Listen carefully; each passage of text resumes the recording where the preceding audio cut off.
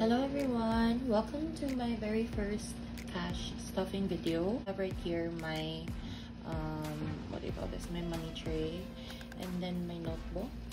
I have two binders, but I have one that's coming. It's still under shipment and that will be my third binder. And we have my envelopes that I removed because we will be stuffing my sinking funds for today.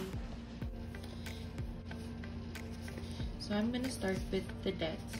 This is for pambayad utang or like for Shopee deliveries. It is included here in debts. And I'm gonna take 300 for my debts envelope. 3S is free spending right here, and I'm gonna take 250.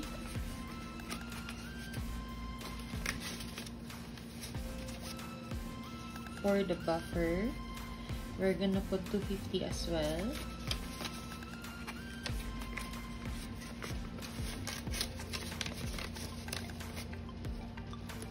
For travel, I'm gonna put 2,000. Just because when we travel to the province, medyo mahal yung pamasahe namin ng asawa ko. Because whenever we travel, we make sure that we are funded. For the savings, I'm also gonna put 2,000. This is my savings 1. Savings 2, nilalagay namin dito. Though maliit pa lang yung shaded ng Ipon Challenge namin na paper, but when we got married nung March 5, after a week nagsimula na akong maghulog sa namin, savings galon or anong tawag dito. So yeah, for the meds, I'm gonna put 1,000. And then I made a his and hers envelope kasi lang, para may sarili kaming allowance. Yung pera na andito, this was from the previous paycheck. Tapos nilagay ko lang siya dyan. Initially, yung nilalagay ko is 750. But yung 50 intended for this, kinuha ko na kanina, tapos nilagay ko na dun sa namin, sa savings galon namin. So 700, tapos for him din naman 700.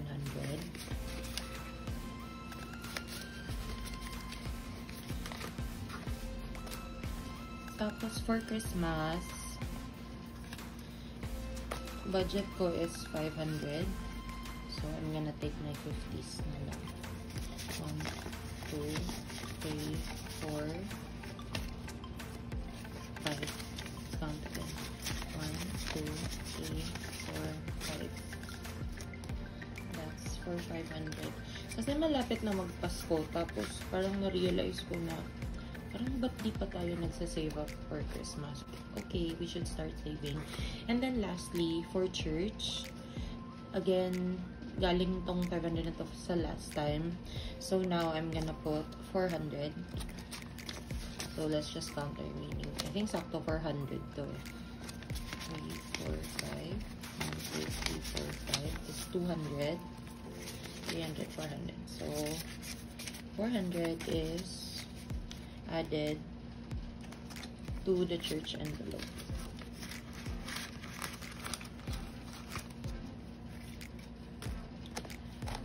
This is where I put my sinking funds envelope, yung mga brown.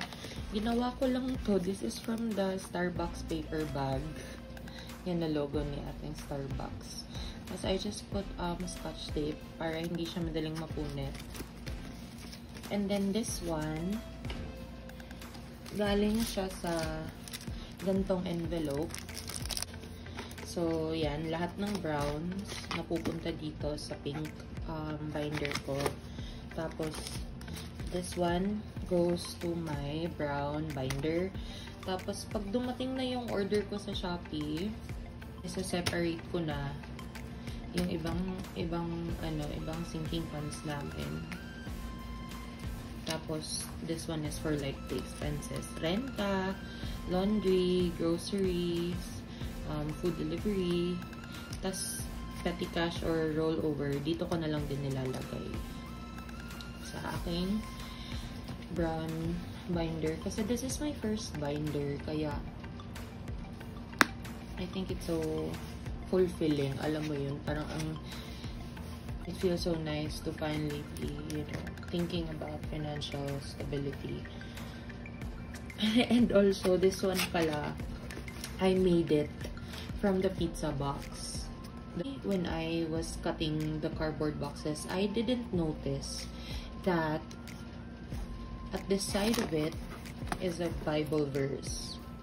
It's from Ephesians 3:20. If you could see, God is able to do exceedingly abundantly above all that we ask or think. I just decided to not cover my money tray because of the Bible verse that's in it. Parang it reminds me that God is guiding me, and then God is there helping me, helping us in our marriage. So every time I'm gonna do a cash stuffing video, please forgive my cash tray. That would be all for my first ever video. Thank you for watching.